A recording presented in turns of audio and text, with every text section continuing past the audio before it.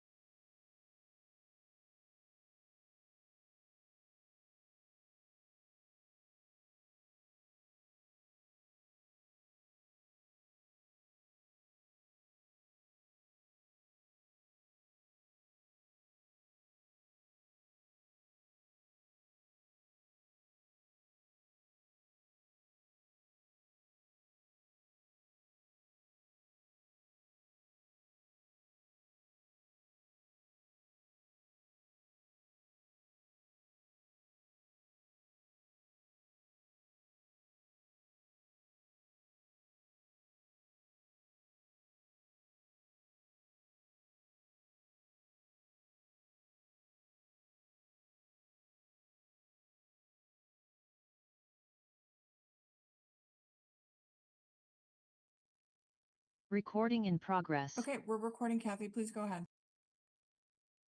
Thank you. Good morning, everyone. Today is December 2nd, and this is the Finance Committee's meeting. And my first order of business will be to make sure that the committee members can hear and be heard because we're conducting this virtually. So I'll just call out names as I see them on the screen. Bob Hegner. Present.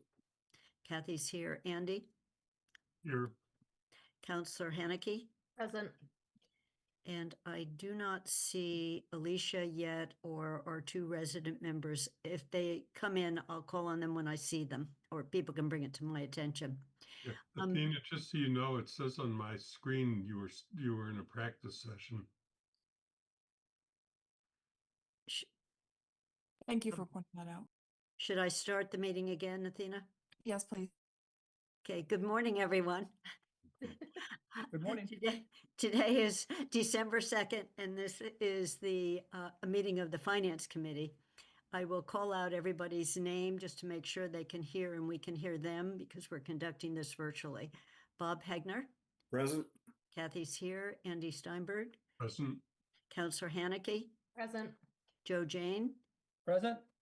And we're missing Alicia Walker and Tom Porter, and I will recognize them if they join us. We have a fairly straightforward agenda this morning. One is to look again at the guidelines for any changes we would like to make before we submit it as final and approved. I see Tom is joining us. Tom, Tom and Alicia. Tom, can you let us know if you can hear us and we can I hear can you? hear you just fine. Alicia? Hi, thank you, Kathy. Great. Okay, so our agenda this morning is to review the guidelines for any changes we might want to make subsequent to the discussion last night at the council. And then I think we should officially vote to submit them as final or recommended guidelines so that we get it back to the council for their next meeting, which is next Monday night. The other two items are amazingly our hotshot finance department has managed to produce a first quarter report for this current fiscal year and an end of the year June 30th report for FY25. And I'll turn it over to Sean at that point to just point out any highlights on it. And he said we might be joined by our new comptroller and he will be introducing her if we're joined. So the first thing on then the list is the budget guidelines. Bob pointed out one sentence that was missing from the guidelines that I covered in my summary last night, and Paul had provided me, there's a blank when it says when the UMass Strategic Partnership expires, and he gave me that's June 30th, 2027. So I will be putting that into that blank where it says to come. So Bob, I see your hand is up and anyone else who wants to make any comments. Yeah, I just wanted to note on the first page from the third paragraph, it starts out, we note that projecting next year's revenues is particularly risky due to uncertainty about state revenues. I would also add and health insurance costs because we talk about that later. On page 3, we say across all departments, we face increased labor costs, including a projected 15 to 20% increase in health insurance costs. What have we assumed in these guidelines? Sean, do you know? We're assuming towards the higher end. I mean, we haven't done an operational expense projection yet. We projected revenues and sort of high level categories, but based on what we're hearing, we would lean towards the higher side, 18 or 19%. Okay. So we don't really have an assumption there. Yeah, we don't have an official number. We won't have one for. No, I know that. I just wondered what we assumed for, the projections. Yep. And then on page 5, there's just a typo that you wouldn't catch in a spell checker. It's in the middle of the page. It says, note that savings assume that Wildwood would be closed or transferred to the town and thus not incur utility. It's coots in there, and it should be costs. Coots are birds. You got it. Got it. Thank you. Yep. So otherwise, I think it's fine. And Bob, last night you pointed out that although when I presented this, I said that the table is assuming that the 3.5% is on the elementary school base without this, and we don't say that in the executive summary. Right. We need to say that. So it expense provide, I think that would go on page 1 or the top of page 2, Right. provide with and exclude for now the one-time funding from the elementary school base. And we discuss it later that we would consider bringing that back down on. So if that change is okay with people. I don't know whether I should be bringing this up on the screen or have someone bring it up on the screen, but he pointed that out, that the body of the text says that, but the executive summary doesn't say it. So I'll get reactions as we go through. So Mandy's hand, but Andy came before Mandy.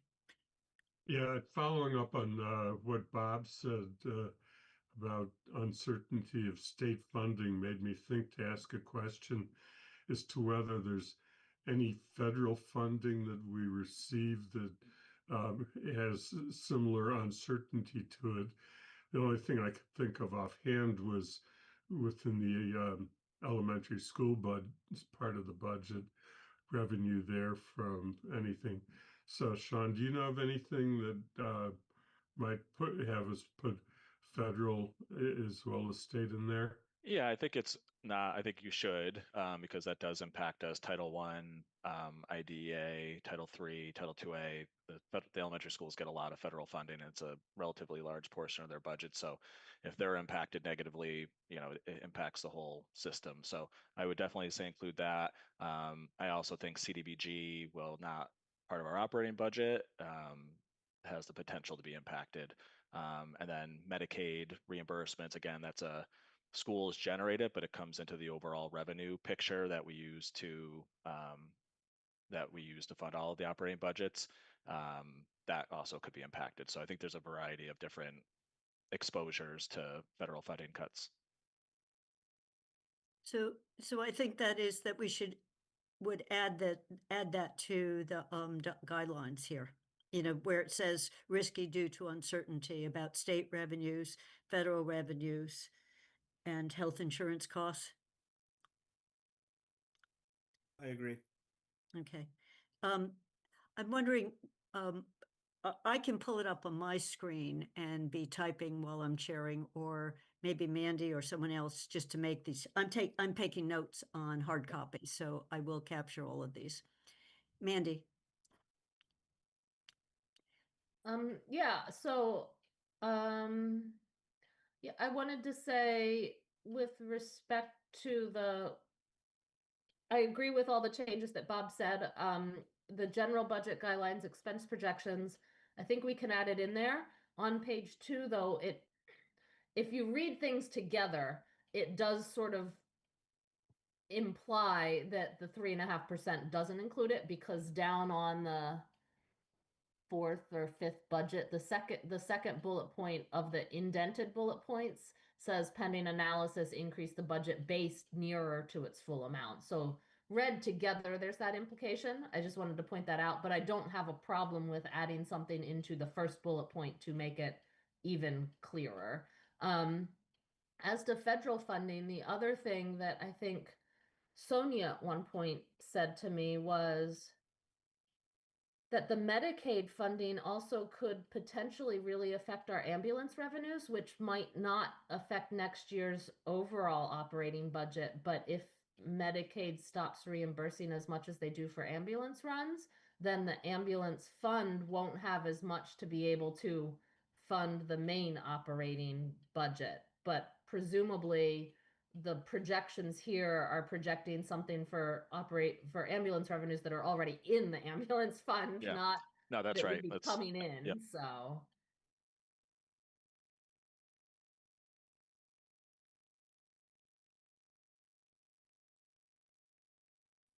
and So I can pull this up as I type if people want that'd me be great, to, because I but I'm just working tried on to. typing.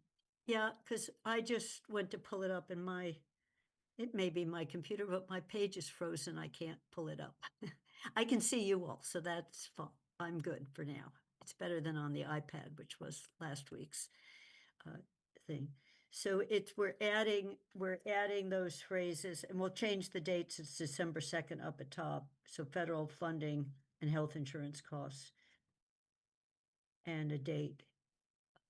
Otherwise, for Joe and Tom, who probably didn't stay up to listen to us last night, but there weren't a lot of questions. There was some clarifying, what is the Special Education Stabilization Fund? How does it work? Is that do you draw on it only in the case something unusual has happened? So we clarified what that was, and could there be one? And the answer is yes for the regional schools, and there is one, but it's more complicated.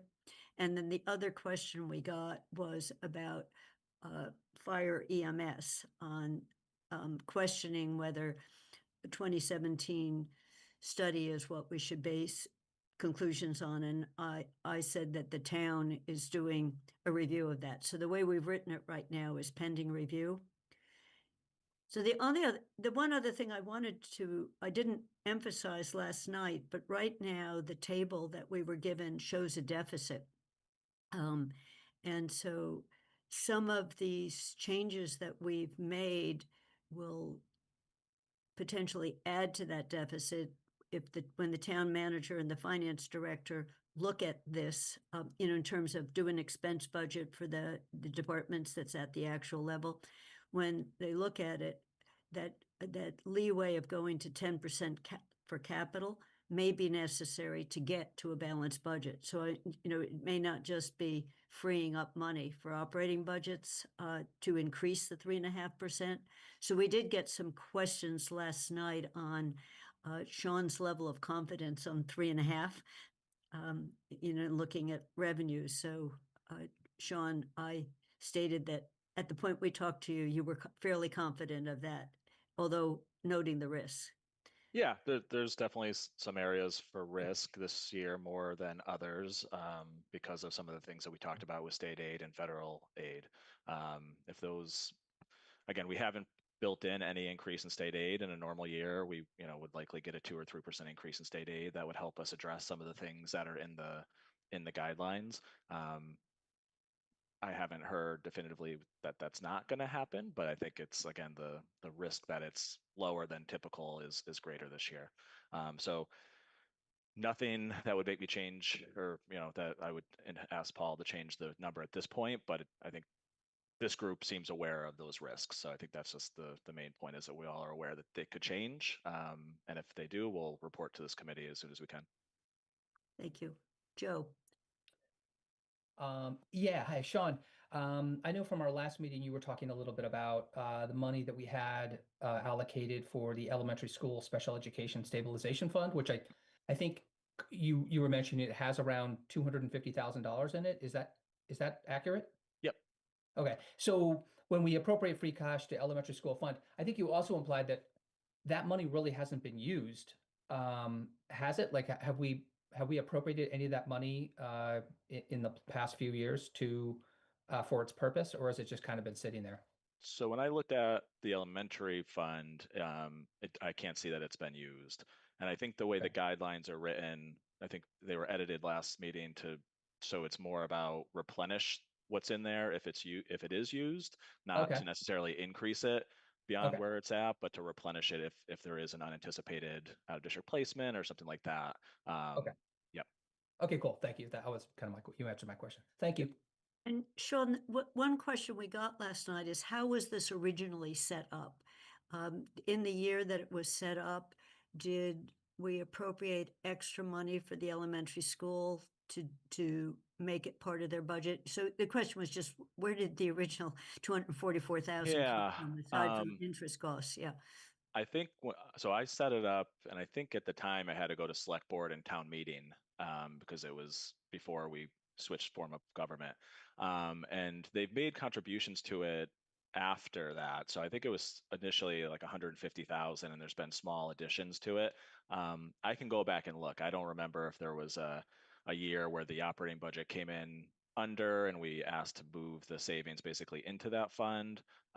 So let me do some digging, because it was about 10 years ago. But and this was just a question of the history of how it initially got funded, and so we can report that back if you have that information. And some of it will be interest if it's been sitting there not being used. Yeah, I mean, it definitely. I vaguely remember looking at a town meeting warrant, and it was a warrant article to move money into it. But let me see if I can find a report or something that says where that money came from, or if it was just from free cash at that time. Thank you. Bob.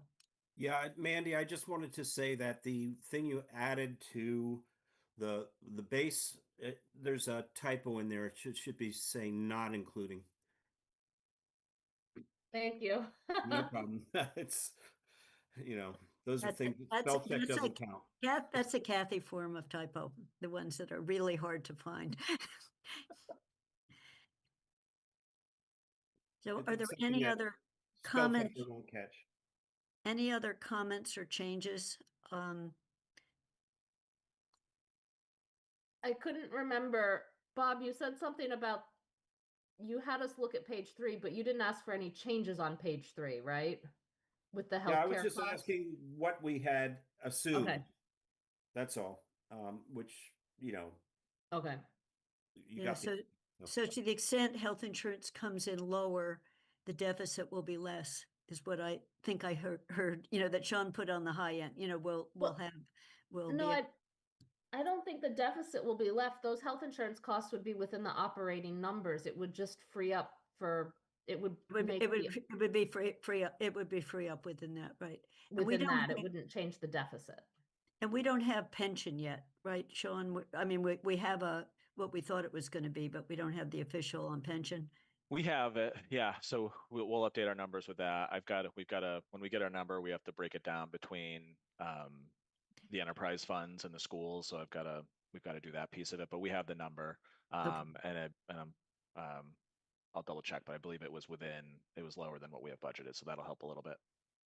Okay. So to the extent there are any changes you want to make to the table, Sean, I just copied in, I photoshopped it in. These were the revised numbers you gave us in those two tables. So if Yep. those are, it still says for discussion only. That was the one you did on November 12th. So if there are any changes, I'll send you this if you want to replace those tables. Otherwise, these are the tables people have Okay. seen. I mean, Okay. these are literally what you gave us. So Yeah, and I think we talked about maybe coming back in January, February with an Yeah. updated one anyway, which would capture state aid and anything else that's changed. Yeah. Can I ask one question that doesn't relate to the budget guidelines, but relates to questions last night? Sorry for all the scrolling. I'll stop scrolling. There were questions not just about the elementary stabilization fund, but about the region stabilization fund, which we tried to answer with that it exists. We don't think it's been used, but it's harder to use because of 4 towns and a regional school. Do you know, though, if it's ever been used or what its amount is? The region? Yeah. No, but we can. Shannon can get us. It's an easy number to grab, so I can get that from Shannon. And it's a little more challenging, but they don't have to do a town meeting or anything like that to use. I think it was the select boards that they have to meet with in order to access it for the region. So they meet monthly. It's not as big of a lift in order to use the money that they have in the fund. Okay, thanks. And then I do have, I did find on our website, so it looks like it was 2017 was when the elementary schools formed it. And it was $150,000, was a one-time transfer from free cash, and the transfer was offset by funds returned to the town of Amherst from the elementary school operating budget. So we must have had a year where we finished with some funds, and we asked basically to take an equivalent amount from free cash to put into the special ed stabilization fund. And then they have made additional contributions to it since then, because it's up to 240,000, I believe. Okay, have we drawn on that at all? Like, Not, I could double check right now, but Huh. I don't believe so. And if that's not right, I'll correct myself in a second. So to the extent that was a question, we might expand that footnote, Mandy, that this was set up in 2017 with a transfer from free cash based on a surplus in the elementary school or whatever Sean quickly rattled off, but that's when it was set up. and this stabilization fund is for any purpose, right? It's not just special needs students. This can be No, used. it's No, this special. one's- yeah. It is special. Okay. It's special education. It's meant, it's underneath, Joe, the citation in it, the hot link brings you Okay. back to a special education stabilization fund. and Okay, thank you. It's within circuit breakers, so it's the notion Okay. that you get hit with a very high cost student that you didn't anticipate on September 1. Right.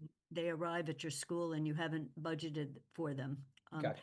And it's high enough that your normal flexibility can't absorb it. Right. Okay. Thank you. Thank you. So are there any other changes while Mandy is scribing here? I think that's fine. Yeah, I just want to note that based on the conversation last night, I think it's important that we just point out that all the money that's in that fund is Amherst money. It's not state money. It's not any other money. I think that's what people were asking. You know, Okay. was it Okay. did it just come from Amherst or did it come from the state or whatever? So And just to be clear, we're talking about two different funds. When we talk about the elementary school special education stabilization fund with that balance of around 250,000, and then another fund that we were just talking about, that's for the whole district, for the 4 schools. These are two separate funds, right? Two separate Correct. buckets. yeah, But Correct. they go for the same purpose. Is that accurate? They both go for special education, Yeah. correct? Yeah, one's for K through 6, Okay. essentially, and the other one is 7 through 12. Okay, thank you. Oh, and the other question that was asked last night was the special education at the region, special education stabilization fund at the region is not the same as E and D. It's Nope, it's separate different. from E and D. Yeah. Yep, no, completely separate. Yep. So they have at the region they have E&D, which is equivalent to our free cash. They have a general stabilization fund, which is similar to our general stabilization fund. Theirs is more for capital. Sorry, I should say it's a capital stabilization fund. And then they have the special ed reserve fund, which I don't know how much money is in it. Okay, and I'm sorry, what's E&D stand for? Excess and deficiency. So Okay. regional school districts across the state are allowed basically to retain a little bit of the money that's left over in their budget, similar to our free cash. Gotcha. But it's capped at 5%. So if they ever have more than 5% of their operating budget in E&D, they have to give it back to the member towns. Okay, appreciate that. Thank you. And Joe, just so you know, nothing in our guidelines talks about the region section. This I had come up during discussions for the elementary school district, because this year they were hit. They did experience a family moving in mid-September with some high-need kids, and so Okay. the question came up of, is there a fund like this? And the answer was yes. Right, and so was that used? Have we No, it have we hasn't used been, any of that it capital? hasn't been used, but Was this there a year, reason it wasn't used? I'm just kind of curious. If the family was moved in and that's the purpose of that money. There's Why even wasn't- another fund, just so Oh, kind of round okay. out the conversation. There's even Okay. another fund called Circuit Breaker, Okay. which you've probably heard of. Yep. Circuit Breaker, it's a little bit there's sort of a best practice way of using it, but there's also a way to use it if you're having an emergency situation. So when you have really high need special education students in terms of their cost, the state does reimburse a percentage over a certain level, around 50 grand. So if you have an out-of-district placement and it costs 200 grand, they will reimburse you for a large portion. So the elementary schools get somewhere between 150 and $300,000 a year of reimbursement from the state. Okay. That goes into a revolving fund. And then our practice has always been you're allowed to carry those funds over for 1 year, but you have to use it the following year. And for budgeting purposes, we've always, whatever we get this year, we don't use it in the year we receive it. We use it the following year, so that we Okay. know, so we know exactly how much we have, because you don't really know exactly what you're going to get until the very end of the year. Of course. But in a pinch, you could use that money in the year you receive it. But again, that would only be if you had a real big emergency, and we have other options. But that's another fund that can be used long term to cover special education costs. It wouldn't necessarily help you in the first year because you don't get the reimbursement for it until the following year. Okay. It's like a 3-year. You incur the costs, you get reimbursed the following year, and then we use it the year after that. So it's like a 3-year cycle. But we do get reimbursement for some of those costs as well. Okay, Sean, that's so helpful. Thank you. I'm sorry for these. And that's a that's state okay. questions. That's a state reimbursement. no, because I have a question about circuit breaker that you prompted. Sean, are all circuit breaker kids out of district or some taken care of in the school? So circuit breaker, it's based on the cost of the students. And so Right. there's a report that the schools do every year. And so they don't have to be out of district placement Okay. students. If you have an in-district program and some students have one-to-one aid with them and they might need special Okay. transportation to get to school, those costs add up quickly and they could be eligible as well. And just so people know, it's if you look at the circuit breaker for elementary or regional, both of them have 13 kids the last time I looked, and those costs are averaging 100,000 per kid. However, some might be really high and some might be lower. So as Sean said, there's a threshold when the state kicks in. So that's the counting, is that they're all above 50, but Yeah.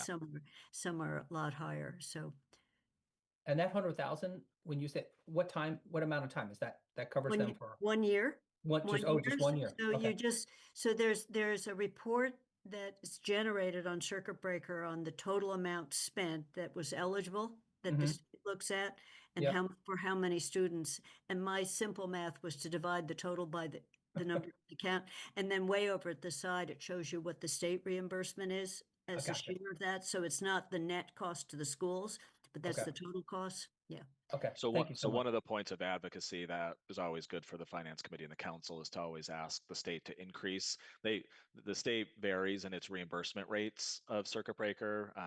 And so they've had years where it's been lower than others. They did a good job this past year, kind of backfilling it with savings they had at the end of the year from the prior Okay. year. But that's just for advocacy. If you're ever thinking about that's a good area because they don't fund 100% of the cost above that threshold. The max is 75% that they cover, and then transportation, which is a big cost. Sometimes transportation they cover even less than the 75%, and so Right. that's an area where we always say get to that 75% for transportation. Gotcha. I appreciate that, Sean. Thank you. Yeah. And Kathy, thank you. Those numbers are very helpful to know. Appreciate your Yeah, sharing that. well, when you look at them, and there's one of the bills that's sitting there in the legislature was to increase the state share above the threshold to 90% and lower the threshold. And that alone is a million plus to each of our two school systems. I mean, these are just big dollars is the point about these extraordinarily high need children that are either taken care of within the school itself or in a specialized location. So anyone who's interested, I can just send a link to the circuit breaker reports from the state. They're simple. It's just a number, you know, on. Well, I guess that makes sense, right? It makes sense that we have all this, we're trying to set aside all this money, right, in these different buckets because it is expensive. Yep. If this happens. Okay, thank you. Appreciate the question, the answers. Thanks. So if there are no other comments on the report, I believe we should officially vote that this is our final version of the report, and that we're recommending these guidelines to the council to be adopted. And I'm not as good as Mandy at forming a motion, but I'm willing to make the motion. I make a motion that the finance committee, that the finance committee recommends the guidelines as revised by the committee on December 2nd, recommends to the council that they adopt these guidelines. I'll second. Is there any other discussion? Then I will put it to vote. Mandy, if you can stop screen sharing, then I'll be able to Sure. more easily see everybody. So I'm going to go around the screen as I see people. Bob Hegner, Aye. Kathy is a yes. Andy, Yes. Councillor Haneke, Aye. Joe Jane, Aye. and Tom Porter, Aye. Alicia. Yes. So it is unanimous with all committee members present. Thank you all for getting up early and attending the Tuesday Finance Committee meeting. So I'm now turning it over to Sean for the quarterly report and the end of the year quarterly report FY26 and the end of the year report for FY25. And as I think Joe and Tom, you both know, our year ends on June 30th. Mhm. So this is the closing report. And Sean, you can do these in either order. Okay. Would it be helpful if I share my screen as I Yeah, go through that it? would- Yes, that that'd be would be awesome. great. Thank you. All right. Can everyone see that okay? Yes, Large enough? All right. well, at least I can see it. So I'll do the FY25 one first. So this would be the final report for the year. So this would sort of recap the activity for FY25. And so I'm not going to go through everything, but if there's questions on anything you see, let me know.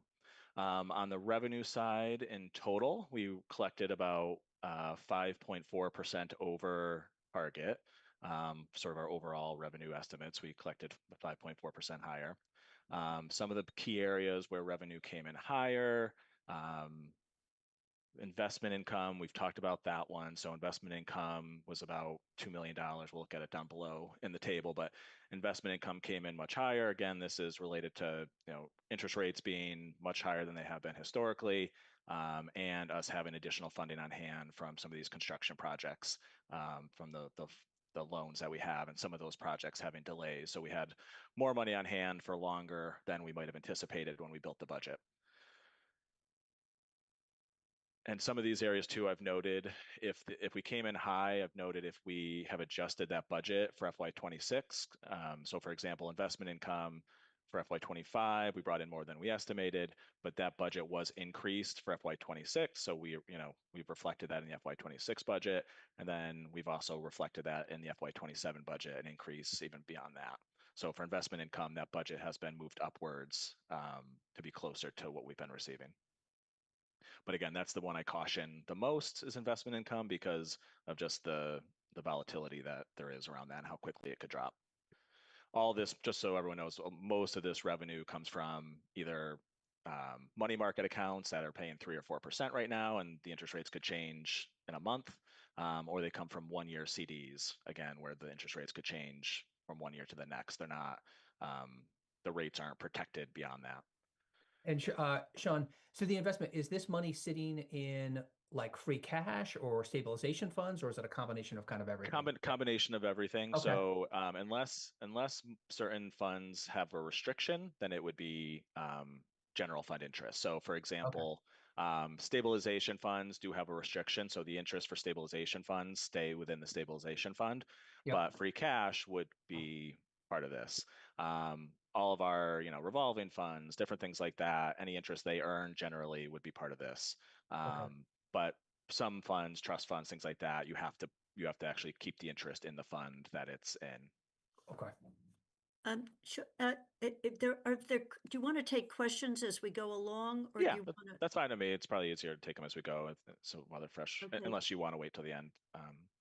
So the question I have on this is, what we heard last year, Joe, was that some of what is accruing interest, or we've ordered and booked the money to buy an ambulance, but it won't be delivered for 5 years. So it's sitting there. It's been appropriated. So Right. Sean, we had asked how much is in. I don't know what even to call this account because it's Yeah, it's not one account. It's all them. Again, it's all of the town's combined. holdings, which is, as you can imagine, is quite a bit from all the different sources, all the schools. Again, all the schools revolving funds that they have.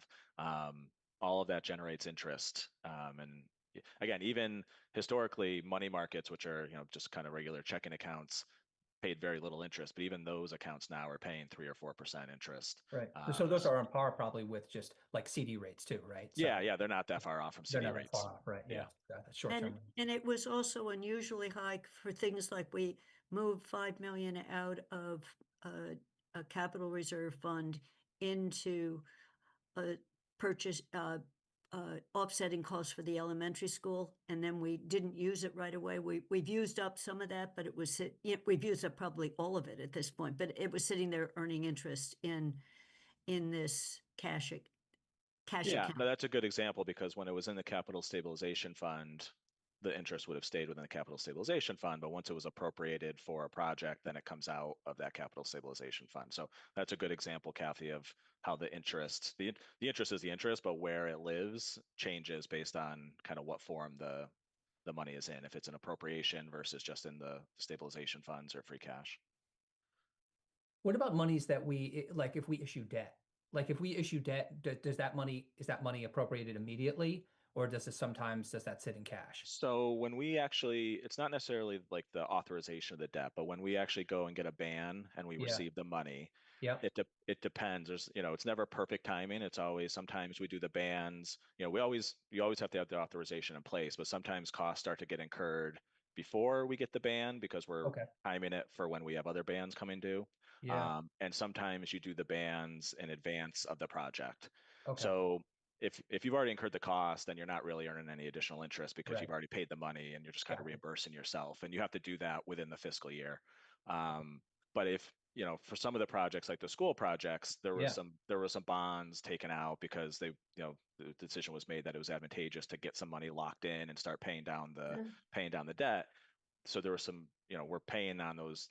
We have that money from those bonds, but we haven't incurred all of those expenses yet. So that's an example where that's generating interest and we haven't fully spent it. And so that's helping. That's what I mean by the timing of some of these construction projects, where that's helped increase this number as well. Right. Okay, cool. Thank you, Sean.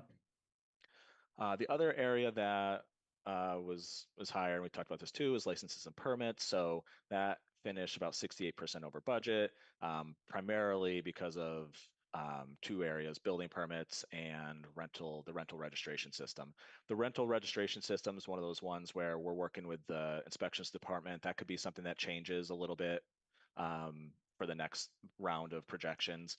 Again, it's a new, yeah, my understanding is they kind of really got off the ground last year, and there was some weird timing with how, not weird timing, but just some timing issues with the first year. And so figuring out what the ongoing revenue is from the new program is something that might change the numbers for the next time we look at the FY27 projections.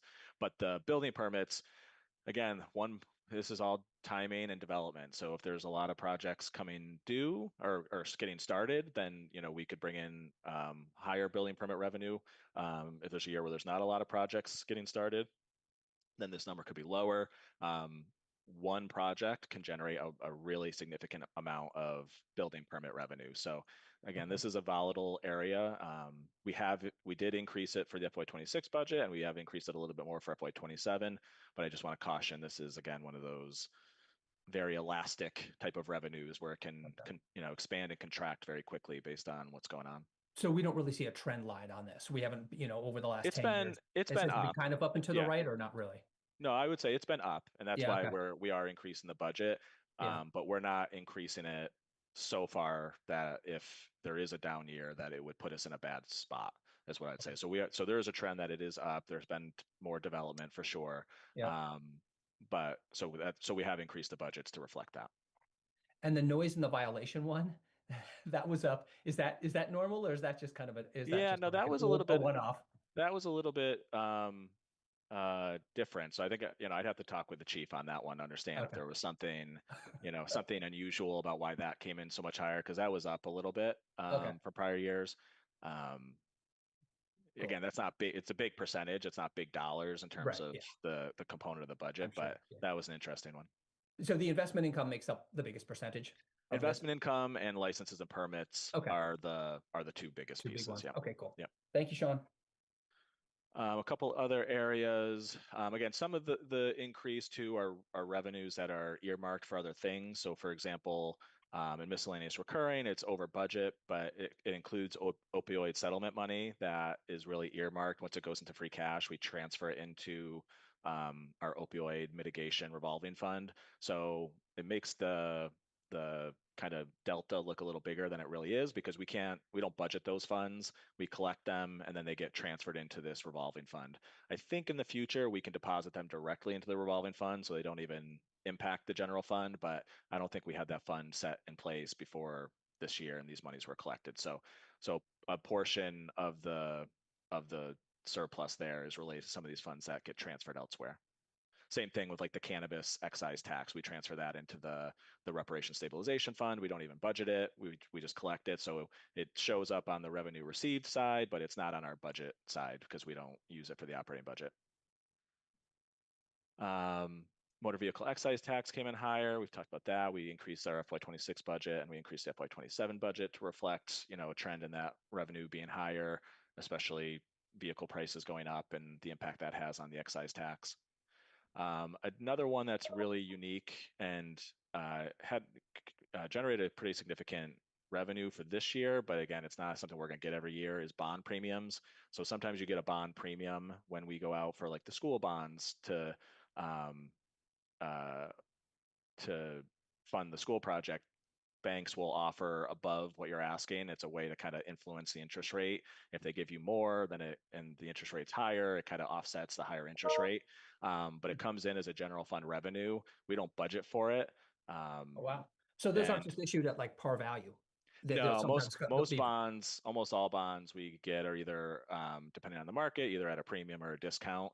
And okay. and it again, we adjust the effective interest rate. It reflects the premiums that you get, Yeah. but it comes in as a general fund revenue. So And that's just attributed to just demand, probably? Y- Like it's there's just a good yeah, demand in it's the market and people will pay yeah. up I to think lower it's the what lower bond the rates interest. are and how the bond Okay. market is, whether they're doing Yeah. premiums or discounts. I think bonds right now are um, well, I'm not a bond economist. I'm not going to attest to that, but I think it's good to know. Yeah. So Yeah. sometimes when those are issued, recently, right, we've gotten a premium on those, so we take. yeah, and we don't do bonds all that often. That's the other thing. Yeah. So we had a big bond premium because we've done some large bonds for the elementary school. Yeah. Most of the time, we're doing smaller bonds, $1 million or so. But Right. we did, $26 million of bonds over 2 years. So this reflects 1 year, which is about 12 or 13 million, and then Okay. in FY24, the year before, we had another large bond for the elementary school. So we don't Yeah. do bonds that size very often. So it's just kind Sure. of a unique thing that's impacting this year. Cool. So that's on the revenue side.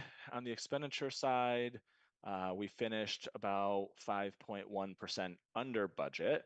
The vast majority of that is the ARPA money. So we allocated ARPA against our health insurance account. So if you look at the employee benefits bullet, the third bullet here, that finished under budget by 3.8 million because we basically put that towards benefits so that that money could flow into free cash. And some of that's already been spent on like the Bang Center, where there was a large appropriation out of free cash that was kind of from this money. It just hadn't hit free cash yet. So if you ignore the ARPA adjustment, it actually was very tight on the expenditure side, relatively tight, much tighter than prior years. But that's a unique thing that happened in FY25. Mandy Jo? Yeah, with that tightness, I appreciated you pulling out the ARPA and saying, and here's where we'd be if that wasn't there. Yeah. Which was like 99 point something percent of our budgeted expenses, right? And so it's tighter than in previous years. Do we know, we get just a general, HR was 102 to pick one out, or the town council was 94, but we don't get it split out between personnel and just other expenses. So people and stuff. Yeah. And we've heard that the stuff side of it, the expense side of it is overspending. Are we sort of at the point where we're seeing this, that because the expense numbers have been held steady, they are now basically taking up all of the, or nearly all of the vacancy personnel that we'd normally see in the underutilization of the expense budget, such that in FY26 we might be even worse off on the expense side and maybe completely going over what we budgeted for expenses? Yeah, I mean, so they can't go over what they budgeted for expenses without us reviewing it and approving it, right? We don't, we monitor department spending, and if they go over their budget, we freeze them, and they have to tell us where the funds are coming from. So they can't, I know that's been thrown out that they use personnel, but it's a deliberate process that we talk about with departments. They can't just do it.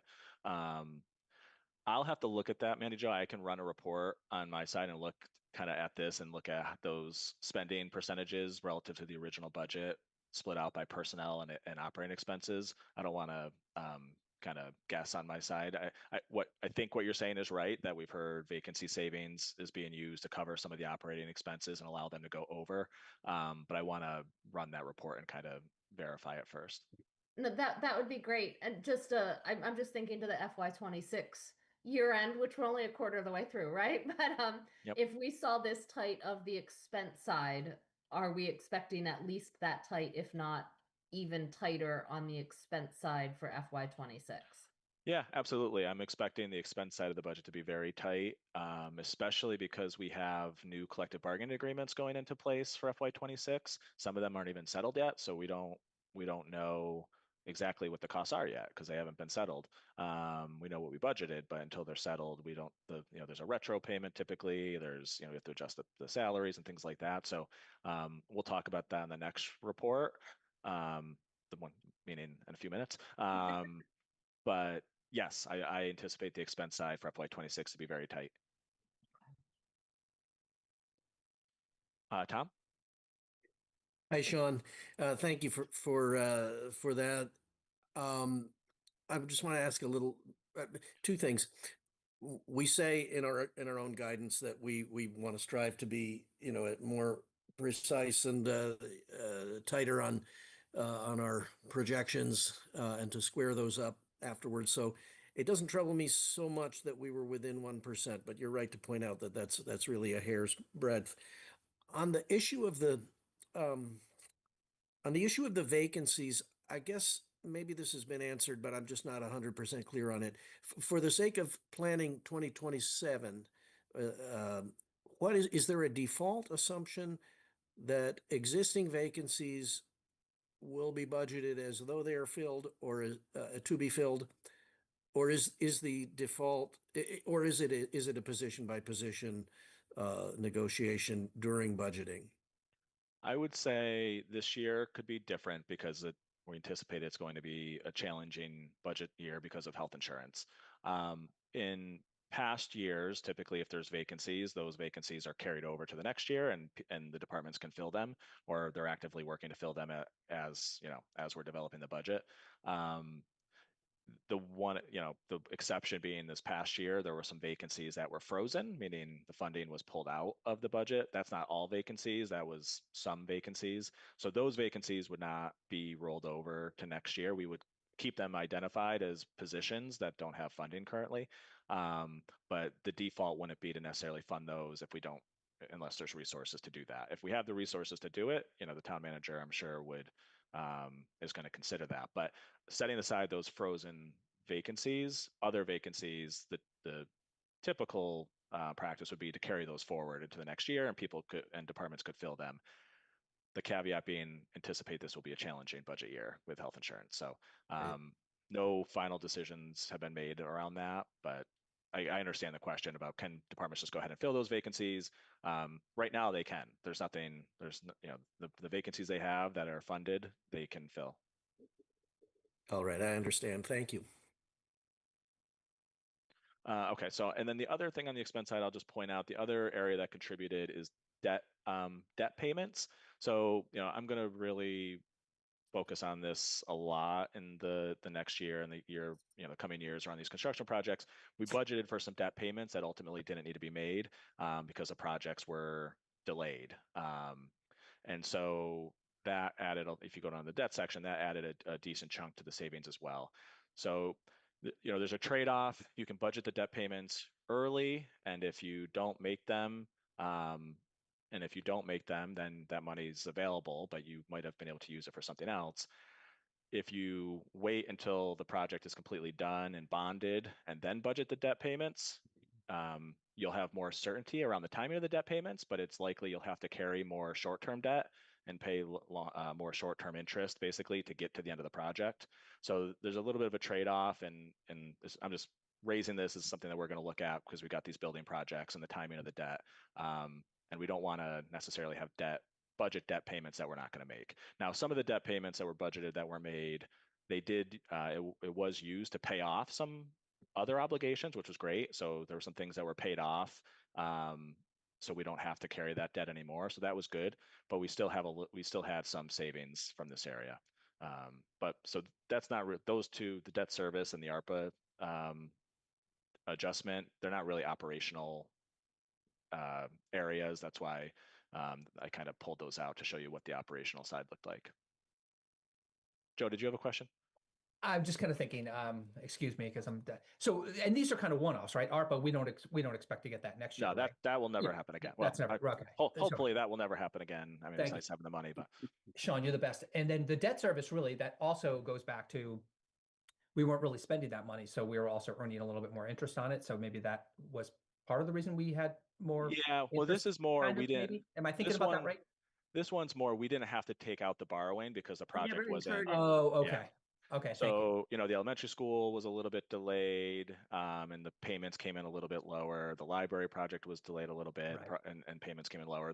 I think even the ladder truck, sorry, I listed them here. So the track and field, we didn't have to make payments on. The pumper truck, the pumper truck and the ladder truck, some of that's just it's taking so long now to get those. We thought we were Sure. going to have them in time to make the payment, and we didn't. So.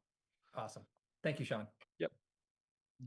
So then enterprise funds. So enterprise funds did pretty well overall. For sewer and water, the revenues finished about 4.5% over estimates, or 4.2 and 4.5 respectively over estimates on the revenue side. And on the expense side, the sewer budget was about 98.6% spent, and the water budget was 97% spent. So they both did okay. I know there was a mid-year appropriation to kind of shore up the sewer fund, so this reflects that additional revenue as well. Solid waste. Oh, Bob? Yeah, I just had a question about the solid waste fund. Yeah. You say that rental revenue from the cell tower and the solar array came in over budget. Does that vary from year to year? There was a timing issue in FY25. It looked like there was something to do with getting revenue from the solar array and the rent, some of the payments they owed us. And so one of the things in this account, there was like a prior year related to some of the solar revenues, I believe. And so typically we'll know pretty well what those will be, especially the solar revenue. We'll know exactly what the solar revenue will be going forward. The Right. rental, the cell tower revenue can vary a little bit because we get a percentage of the revenue they make. So they pay us like a flat fee, and then there's a percentage of whatever they make. So that can vary a little bit. But FY25 was a little bit of a unique year where there was some prior year money that came in as well. Okay, thank you. And then the transportation fund finished 4.6% over budget, and the expenditure side finished 5.4% under, mainly because they had a position that wasn't filled. And then here's all of your detailed tables. Any other questions on the FY25 report? The overall figure was about, what was it, about 10? It was 5.5, 10.8. 10.8 between the revenue and the expense side. Yeah. Thank you, Kathy, Kathy. do we have a copy of this? Did you send us a copy of this? I'm sorry. I Yeah, did it's in the send- packet. I did Okay. send it to you. I forwarded it last week and it's in the packet. So I don't know whether Perfect. you and Tom know, you can always look in the packet for today if you Yep. go on the town website. So you have it in two places as a PDF. So I just have an observation and then a question, Sean. So the golf course, the Cherry Hill Golf Course. There has been a committee that's been set up to look at it. And this year, it looks like it's generated a surplus. If I look at the revenue line minus the expense line. And I know that it doesn't include fringes, but my understanding is that, in terms of the health insurance or pension, but there's only about 1.5 people working for that get benefits. So I'm not sure what the exact number is. Yeah. But I'm assuming or hoping that this is shared right away with that committee, because I'm not sure why the committee was set up, but the public perception, because of some articles that appeared several years ago, is that it's a major money loser. And that hasn't been true for the last couple of years. I'm not saying it's a money maker, but that was just an observation on the golf course. Then mine was more of a question is, I know you haven't done certified free cash yet, the final closing out of the year. In the past, how much has this end of the year quarter, how closely has it tracked with the certification? Is it usually pretty close?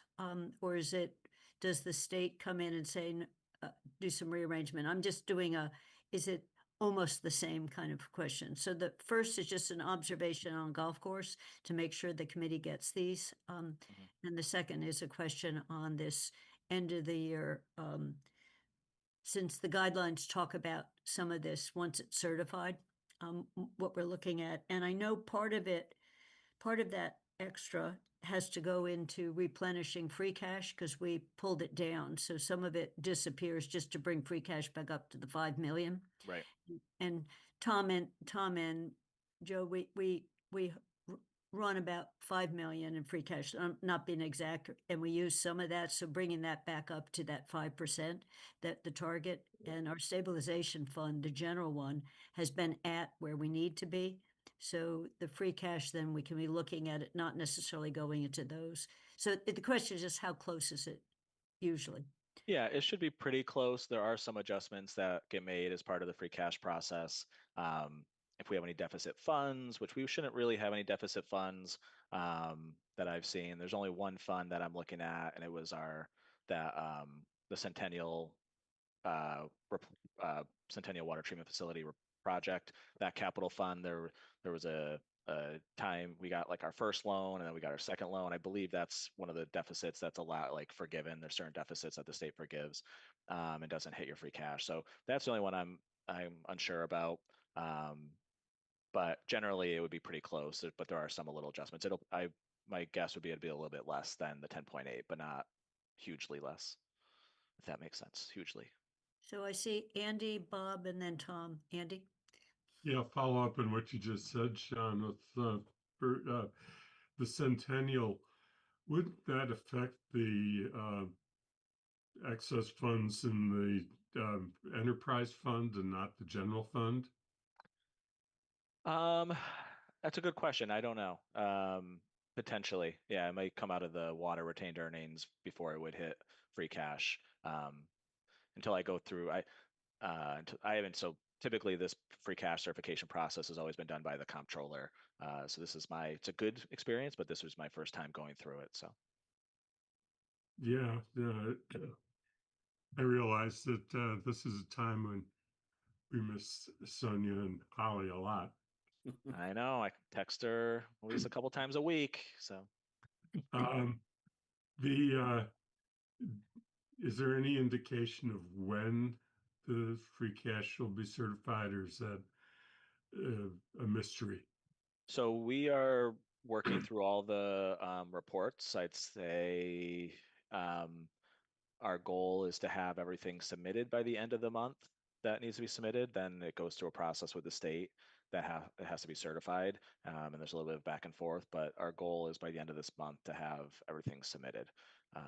And in order to submit, you have to close the fiscal year. So we've got to make sure everything is done in our last fiscal year completely, any adjustments that have to be made, and then close it before we can submit. So there's still a decent amount of work to do, but we've started it and we're we've updated a lot of our forms and all the stuff that needs to be done. But I would say end of the month. Okay. Just so that everybody of the committee is aware of the whole process, usually we get that in substantially early. Our goal has always been to try and get all of that information in, because the way that DOR works it, they sort of do it in order that they receive them. And so the sooner you get it in, the sooner you get it back. And that's why this year, with the changeover in the comptroller position, we are probably behind, which is why the question came up last night at the council meeting about why we didn't, why we aren't doing free cash transfers now. They usually would have been done in November. So I don't know. I just bringing that to the attention of the committee, because I don't know if we want to say anything about it in our report and make some preliminary recommendations about free cash transfers. Otherwise, it's going to be left to the new council, and they're not going to have the experience that the old council has in dealing with free cash issues. And the other thing that I noted is that the cannabis tax was about $56,000 for the year, and we're going to get into the question that comes up each year about how much to transfer to that stabilization fund, because is it going to really meet the goals? And you can imagine what the arguments are.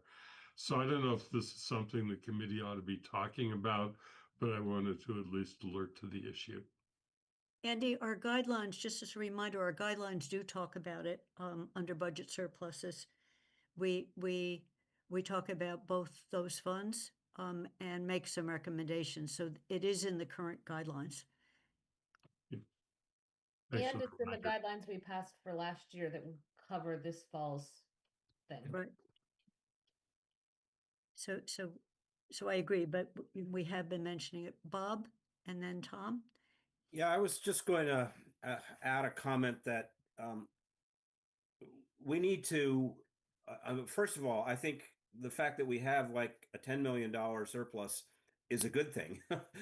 It's not a bad thing, but it's going to be a difficult thing to communicate to the public. So we need to really think, and I think, you know, echoing what Andy said, maybe we need to be a little stronger in terms of where we think this money should go, and you know, how we're going to use it, because I think otherwise the public is going to say, well, we need it all for the schools, or we need it all for this, we need it all for that.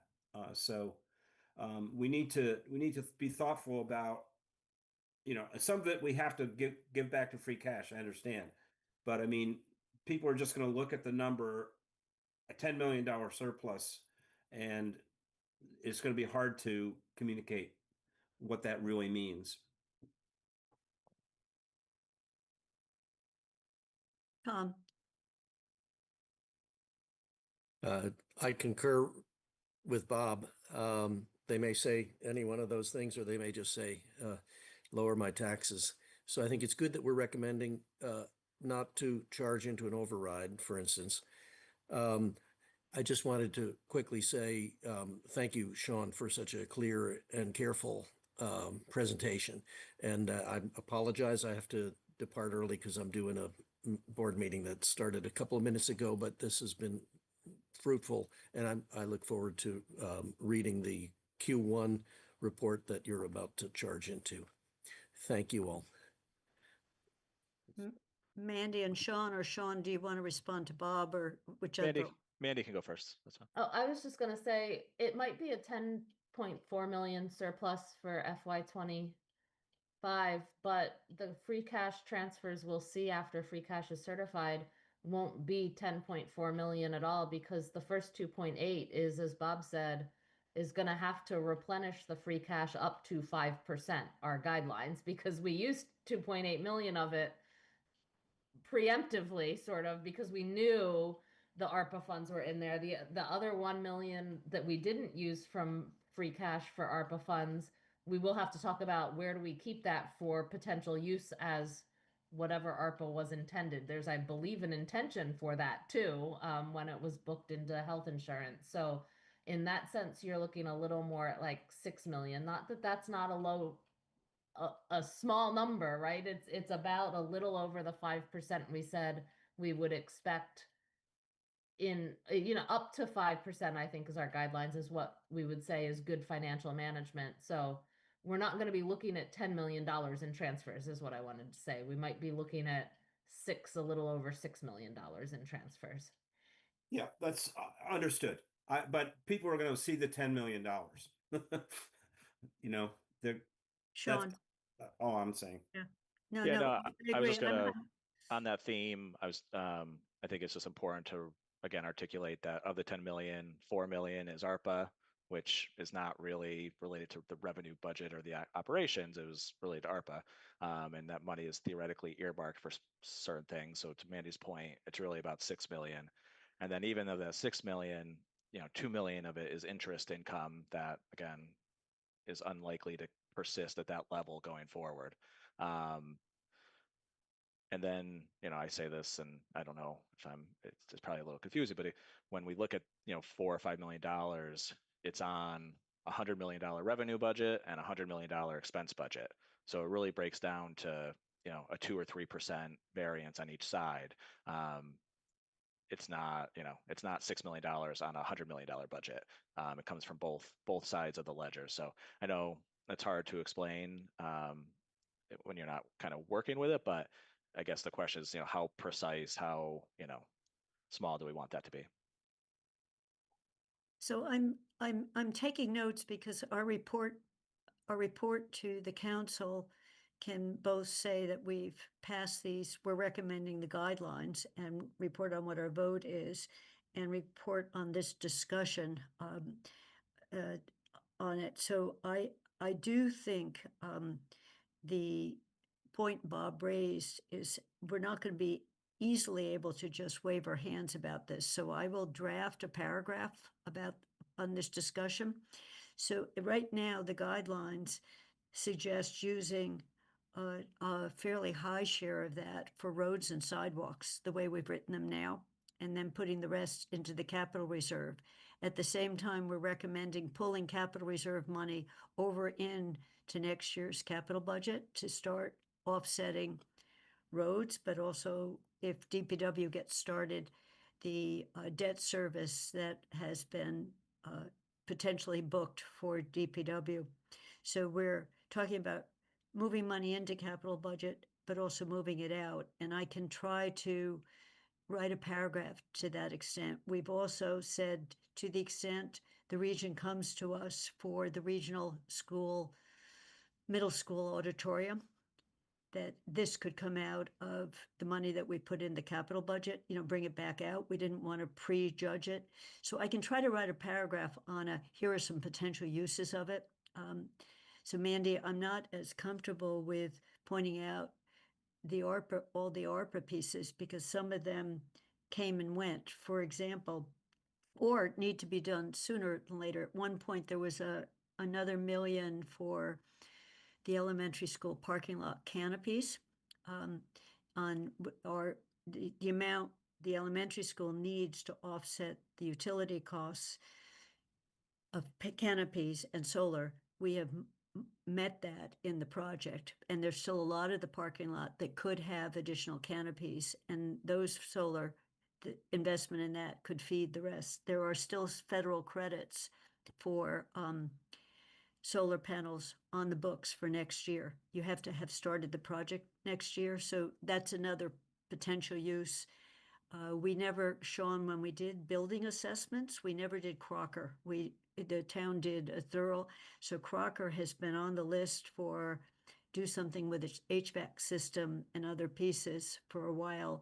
If the HVAC system was potentially going to be an MSBA, because they'll now do heat pumps, some of this could be Crocker money, so trying to think it through of what are the potential uses beyond just accumulating a capital reserve fund might be a way of saying there are some real uses of this, all of which are one-time funds. That was what I want to stretch. It's not moving it into an operating budget. So I don't know, I'll try to craft a paragraph and send it around to people since we don't even know what the final number is going to be, but the fact that some is going to replenish free cash reserve and that there are other pulls on it. Andy. Yeah, another thing to consider is saying something about next year and what Sean has already reported about the tightness of next year's budget and a lot of the revenue that we received this year is non-recurring in that we caution against budgeting any of the excess for expenses that will become ongoing into future years because it just in the end is kicking a can down the road. It's not solving a problem. Not the words we'd use, but something in that effect. Okay, that's helpful, Andy, and particularly like we didn't spend on debt service what we thought we would spend on debt service, and that's $900,000. I mean, some of these are just not. They're big numbers. So So I'll try to write a paragraph and then see if it captures some of this. Yes, it's good news, but don't immediately think therefore the operating budgets can be higher. It won't be the way I write it, but Mandy. Yeah. So Andy makes a good point. I think if we're writing a paragraph like that, sort of, you know, we've had some larger years of unspent revenue and unspent, you know, excess revenue and unspent expenses based on the budget. But if you pull out these one time that debt service wasn't used, the ARPA's there, as we just saw on the year end, the expense side was extremely close to the budget, right? Within 1%. And so I think putting out the caution that says FY25, given our attempts to more closely budget the and estimate, be a slightly less conservative on the revenue side of estimates and what we're seeing on the expense side, this may be the last year we see these large, really large year-end closeout numbers.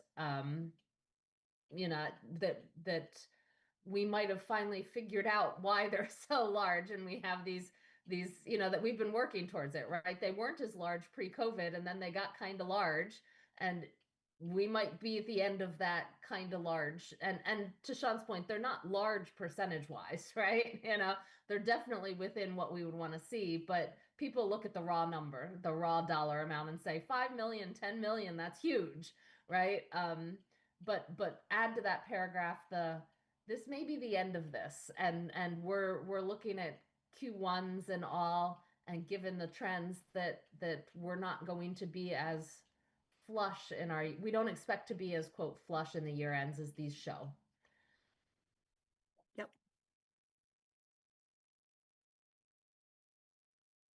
So we closed out FY25. Do we want to look at the first quarter of FY26? Are we ready? This will be quicker, I think. Okay. So yeah, it is the first quarter, so there's just not as much going on. On the revenue side, we've collected about 28% through the first quarter. Some of the revenues come in more heavily over the summer. For example, Cherry Hill, most of the revenue comes in July, August, September, and then we get some in May and June, but the majority comes in over the summer. Same thing with Medicaid revenues, it's sort of a couple times a year, so that one's a little lower.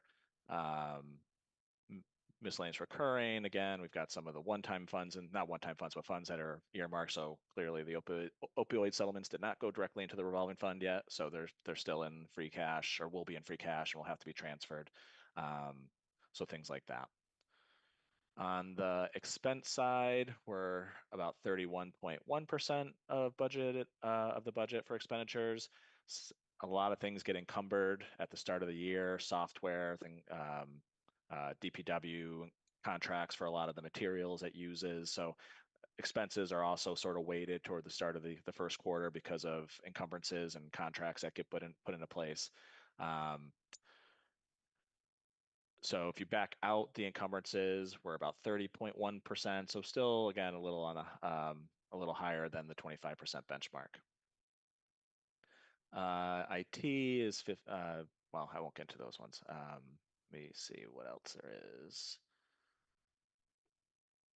Oh, again, so the biggest thing on the expense side that inflates it during the first quarter is our retirement assessment. So the retirement assessment goes out completely in the first quarter, and that's $8 million, or a little over $8 million. So that's the main reason why we're at 31.1%, as opposed to like 25% for the first quarter. Enterprise funds are tracking okay. We monitor usage, and especially this year, we're monitoring usage for water and sewer because we did larger rate increases this past year to fund capital and some improvements to the infrastructure. So we want to make sure that we're realizing the revenue increases that were forecasted. And so far, those are tracking pretty well. But I will say the second and third quarter reports are going to be more informative in terms of how we're doing.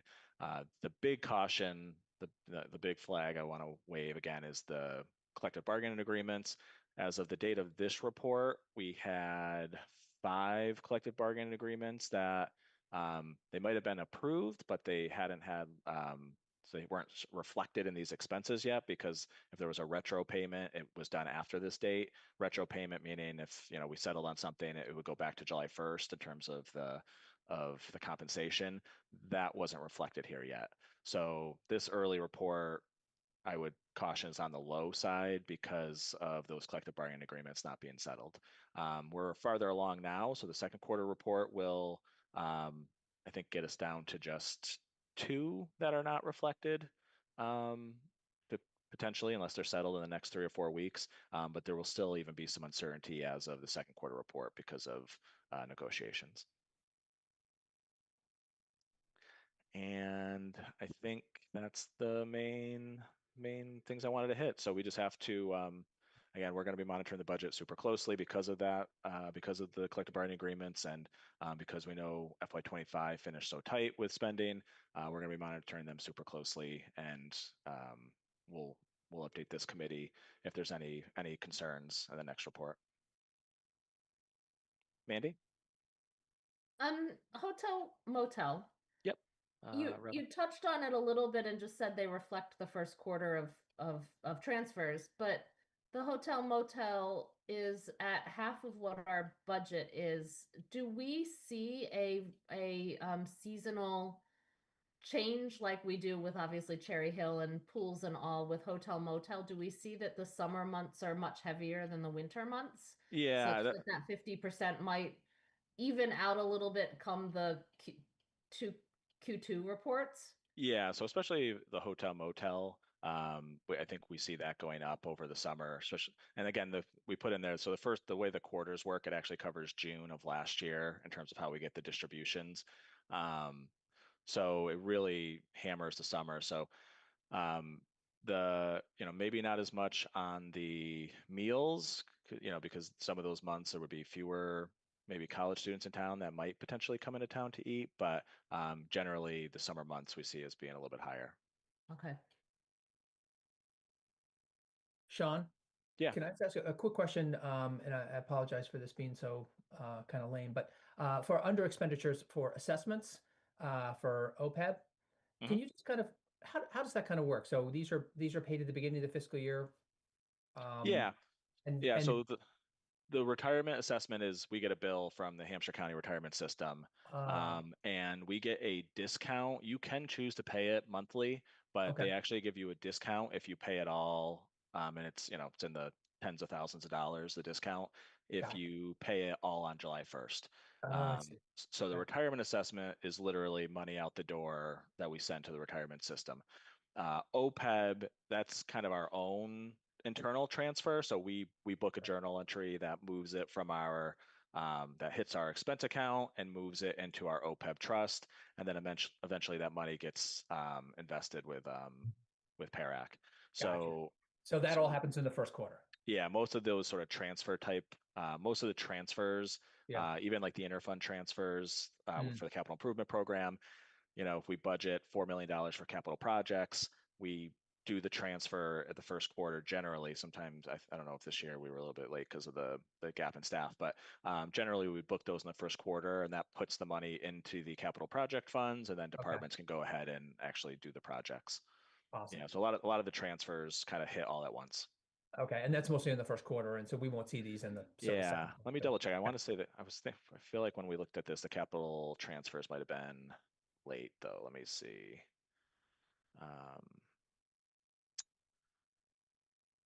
Where is it? Looking at the expense side and the interfund transfers, I want to say that was a little low. No, we did it. Never mind. So yeah, that was all.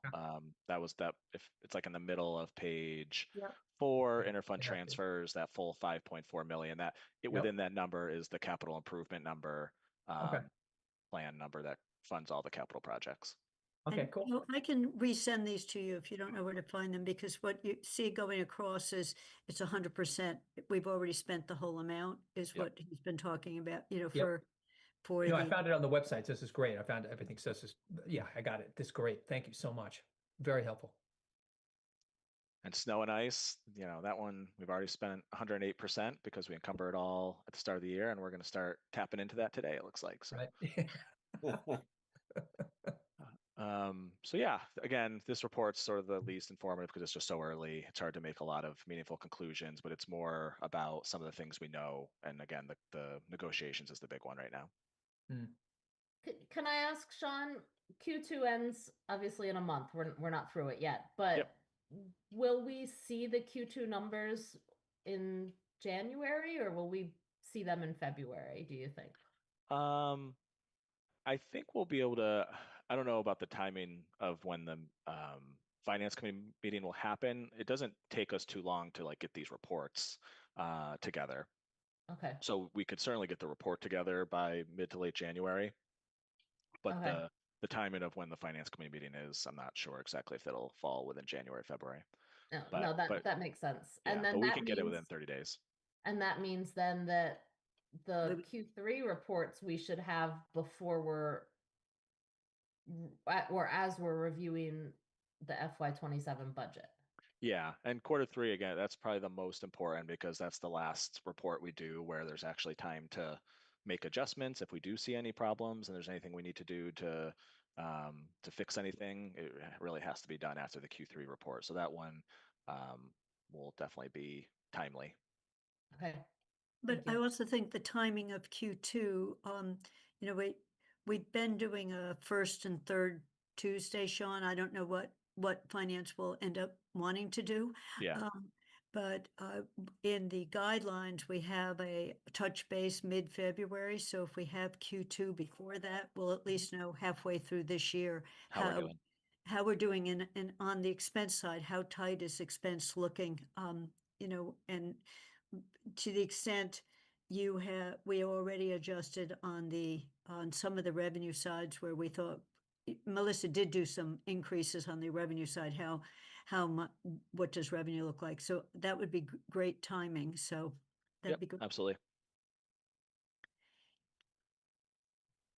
So it's 11:23 and I'm open to any other discussion. I'm meeting with Sean on Thursday morning. So right now, trying to figure out, we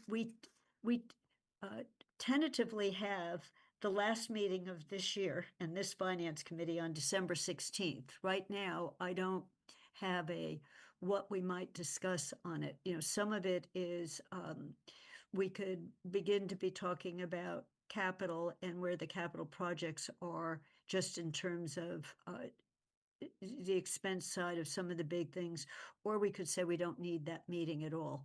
So I'm just, anyone who has topics, and then when I talk with Sean, something that doesn't take the finance staff away from things they need to do to close out the year, you know, if there is a general set of topics. Mandy. So I think it's after the last council meeting, and I know CRC is meeting after that because we've still got continuing business to do, and so it makes sense for CRC. But I think what our transfer memo for finance is, we've covered everything, right? We don't have any outstanding referrals, so I guess I would lean towards not holding the meeting. We don't have any outstanding referrals. It sounds like, I thought we might hold it if we had financial orders for the closeouts to deal with them, but it sounds like we're not going to have those either. And so, you know, to me, it seems like we might not need it personally. Well, that's what I was thinking, Mandy, that we didn't need it unless committee members had something they really wanted to talk about. Andy. The only thing that I can think of, and I'm not sure that it's a strong enough reason to hold a meeting, but at least point it out, is that BCG is meeting Wednesday, and whether the committee wants to at least reserve the opportunity to hear a report on BCG and follow up on anything that they said more promptly than waiting until a new committee is formed next year. Well, you know, that is, I guess, a possibility. The other possibility is that although the council greeted the guidelines with very few questions, that they don't vote to approve them. You know, they send them back, which I don't think is going to happen. So, Andy, I'm not sure starting a discussion the week after after the last council meeting would be that fruitful. I think we need to start that discussion with the new council. I guess my sense, I agree with what you're saying, but really get the new council members engaged as quickly as possible, including whoever will be on the finance committee. We know at least two of you won't be on it because you are not running again. So we will get at least, there will be some reconfigurations. So I think my instinct is to not hold a meeting. And Sean is in this meeting now, and he probably would just as soon not have another meeting. But if there is anything that we really need to take up, it's tentatively in our schedule. I guess I would say then leave it as tentative, but with the assumption that it's going to be canceled, and we'll await final word from you as to that decision, but you could hold the decision. Thank you. And with that said, and nearing the end of the meeting, I want to thank Sean, who's now on the phone, and others that for all of your support over the years, and how much I've appreciated being a part of the finance committee and the financial management of the town, but looking forward to a new era and a new group taking over. So. Well, and I want to thank the two of you, Andy, for your service before we even had a council, but then your continued service, the very beginning of the finance committee. None of us would have known where to find anything if you hadn't had your long-term institutional memory and guidance. It was essential for us to start and continues to have been. So I thank you so much for your service. And I'm just going to speak also, Bob. It's been fabulous to have you on, and it's a real tribute, I think, to the value of resident members. You came on first as that, the way Joe and Tom have, but that meant you could also come onto the committee, but you could accumulate knowledge while being, it's called a non-voting member, even though we always ask for votes on supports or not. So it's been a total pleasure having both of you on.